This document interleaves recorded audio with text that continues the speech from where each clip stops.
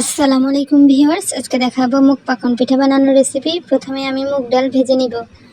ভেজে নিয়ে তারপর এটাকে সিদ্ধ করে নিয়েছি ভালোভাবে, তারপর ব্লেন্ড করে নিয়েছি। এখন এর মধ্যে হলুদ আর স্বাদ মতো লবণ দিয়ে দিয়েছি, আর এগুলো নেড়ে চেড়ে তারপর আমি দিয়ে দিব আতপ চালের গুঁড়োটা দিয়ে ভালোভাবে এটা সিদ্ধ করে নামিয়ে রাখছি এক্সট্রা সাইডে। তারপর এখানে শিরা তৈরি করে নিব। এখানে 2 কাপ চিনি আর 3 কাপ পানি দিয়েছি, দিয়ে শিরাটা তৈরি করে নিয়েছি। আর এখন আমি একটা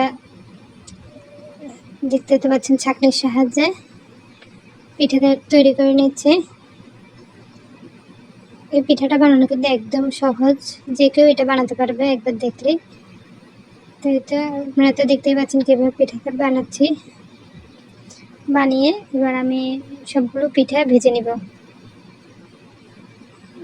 ভেজে যখন গোল্ডেন কালার হয়ে যাবে, তো এই পর্যায়ে আমি এটা নামিয়ে কুসুম গরম শিরার মধ্যে দিয়ে দিয়েছি। আর আমি শিরার মধ্যে 2টা এলাচিও দিয়েছিলাম।